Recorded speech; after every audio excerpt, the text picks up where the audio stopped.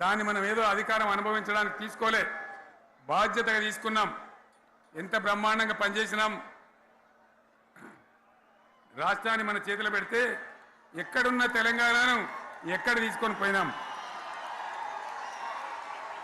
అనేక రంగాలలో please please please please please ఒకటే మాట,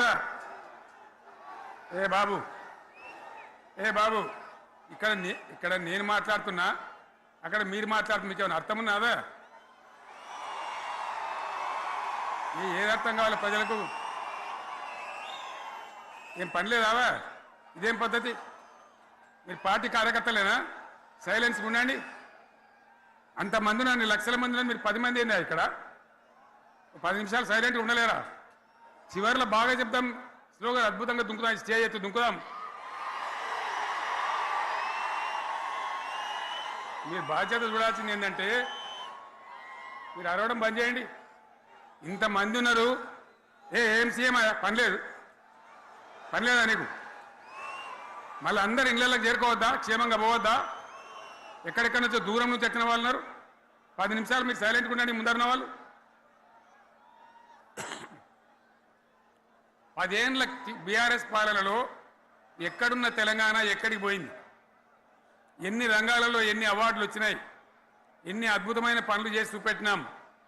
తెలంగాణ అంటే ఒకప్పుడు వెనుకబడ్డ ప్రాంతం, ఎగతాళి చేయబడ్డ ప్రాంతం, పనికి మాలిన ప్రాంతం అని పేరు పెట్టిన ప్రాంతం. కానీ ఎన్ని రంగాలు, తలసరి ఆదాయాన్ని బ్రహ్మాండంగా పెంచినాం. 90,000 ఉన్న తలసరి ఆదాయాన్ని 3.5 లక్షల పైచీలకు పెంచుకున్నాం. జిఎస్డిపిని దేశంలో నంబర్ 1 స్థానానికి తీసుకెళ్ళినాం. తెలంగాణలో బ్రహ్మాండంగా పెండింగ్ ప్రాజెక్టులన్నీ కూడా కంప్లీట్ చేసుకున్నాం. కల్వకుర్తి కావచ్చు, నెట్టెంపాడు కావచ్చు, భీమా కావచ్చు, ఎల్లంపల్లి కావచ్చు, మిడిమానేరు కావచ్చు, అక్కడ మేఘాల మీద పనిచేసి దాన్ని అంతా కూడా కంప్లీట్ చేసి ఒక్క పాలమూరు జిల్లాలోనే 10 లక్షల ఎకరాలకు సాగునీళ్ళు ఇచ్చుకున్నాం. బ్రహ్మాండమైనటువంటి ఇరిగేషన్ ప్రాజెక్టు కంప్లీట్ చేసుకున్నాం. 3.5 లక్షల టన్నుల వడ్లు పండించే స్థాయికి తెలంగాణను తీసుకొని పోయినాం. వరంగల్ గడ్డ కోసం, ఇదే జిల్లా కోసం పెండింగ్లో ఉన్న దేవాదుల ప్రాజెక్టును కంప్లీట్ చేసి ఈ గడ్డకు నీళ్లు తెచ్చుకున్నాం. 3 ఏళ్లలో కాళేశ్వరం ప్రాజెక్టు కట్టుకున్నాం. వాగుల మీద, వంకల మీద చెక్ డ్యాములు కట్టుకున్నాం. మిషన్ కాకతీయ పేరు మీద చెరువులన్నిటి పూడికలు తీసుకున్నాం. ఒక అద్భుతమైన తెలంగాణను తయారు చేసుకున్నాం. పడావు భూములన్నీ పంట పొలాలుగా మార్చుకున్నాం. ఆనాడు బీఆర్ఎస్ పాలనలో చెరువుల నిండా జలరాశులు, రైతుల కళ్ళాల నిండా ధాన్య రాశులతోని బ్రహ్మాండంగా తెలంగాణ అద్భుతంగా పురోగమించిన విషయం మీకు తెలుసు. పంజాబ్ను తలదన్నే పంటలు పండించిన విషయం కూడా మీ అందరికీ తెలుసు అని నేను మనవి చేస్తా ఉన్నా.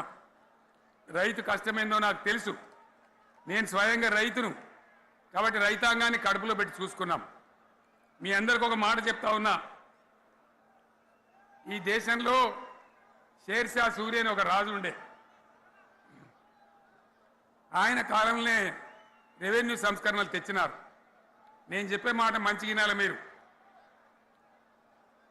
చరిత్ర పొడుగుత చూస్తే షేర్షా సూరి నుంచి స్వతంత్ర భారతం వచ్చిన తర్వాత ప్రజాస్వామ్య ప్రభుత్వాలు కూడా రైతుల దగ్గర రకరకాల శిస్తులు వసూలు చేసినారు. రైతుల దగ్గర డబ్బులు వసూలు చేసినారు. తహసీల్ రకాలు వసూలు చేసినారు. నీటి తీరువాలు వసూలు చేసినారు. కానీ రైతును చూడాలని వాడు అందుకోలే. భారతదేశంలోనే ఎక్కడ కూడా లేని స్కీమ్. నన్ను వాళ్ళు అడగలే, ఎలక్షన్లలో చెప్పలే. నాకు నేనుగా ఆలోచించి, ప్రభుత్వమే ఆలోచించి రైతు బంధు పథకాన్ని తెచ్చినాం. చాలా బ్రహ్మాండంగా రైతు బంధు పథకాన్ని అమలు చేసినాం. రైతాంగానికి ఎటువంటి కరెంట్ ఇచ్చినాం, ఎంత అద్భుతమైన కరెంట్ ఇచ్చినాం. ఆంధ్ర వలసవాద ముఖ్యమంత్రులు ఏం మాటలు మాట్లాడినారు?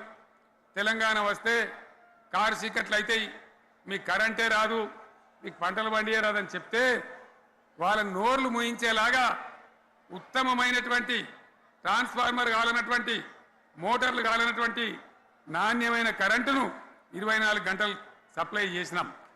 రైతు ఇంట్లో కూర్చుంటే పొలాల కాడ బోర్లు దుంకినాయి.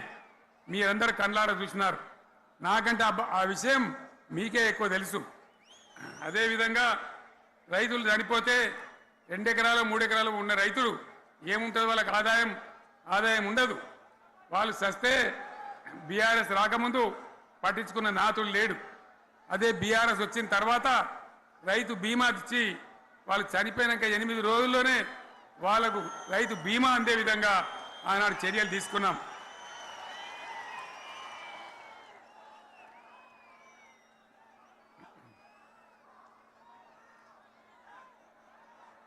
పైసలు ఎంత మంచిగా వచ్చేది, రైతు బంధు డబ్బులు ఏ విధంగా వచ్చేది. శనుకులు పడుతుంటే చకాచకా వచ్చి బ్యాంకులలో డబ్బులు పడి రైతుల సెల్ ఫోన్లు మోగుతుండే. ఆ విధంగా కడుపులో చల్లగదలకుండా రైతాంగానికి రైతు బంధు పథకాన్ని అమలు చేసుకున్నాం. రకరకాల వ్యక్తులు రకరకాల మాట్లాడినారు. జై కిసాన్ జై జవాన్ అన్నారు తప్ప వాళ్ళ సంక్షేమం ఏ ప్రభుత్వం కూడా చూడలేదు.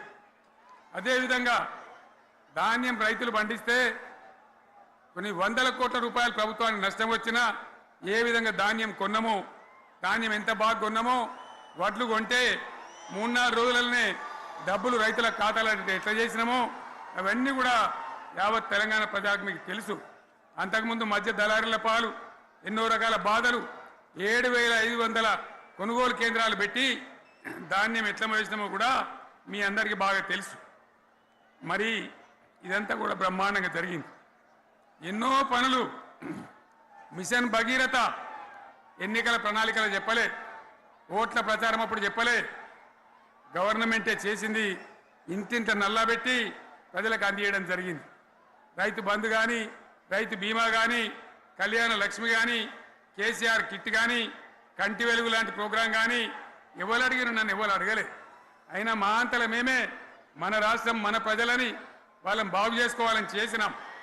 చెరువులలో చేపలు పెంచాలని ఎవరు అడిగిన నన్ను, ఎవరు డిమాండ్ చేసినారు, వాళ్ళకి వృత్తి పని దొరకాలని, మత్స్యకారులను ప్రోత్సహించాలని చెరువులలో చేపలు పెంచినాం. లక్షలాది గొర్రెలను పంపిణీ చేయమని ఎవరు ధర్నా చేయలే, ఎవరు అడగలే. కానీ ప్రభుత్వమే తనంతట తానే బ్రహ్మాండంగా వాళ్ళకు చేయడం జరిగింది. ప్రజల అవసరాలు ఎప్పటికప్పుడు తీర్చినాం. అంతవరకే ఆగలే. పారిశ్రామిక రంగం మీద దృష్టి పెట్టినాం, పెట్టుబడులు ఆకర్షించినాం. సుమారు 20 నుంచి 25 లక్షల మంది పిల్లలకు ఉద్యోగాలు ఇప్పించే ప్రయత్నం చేసినాం.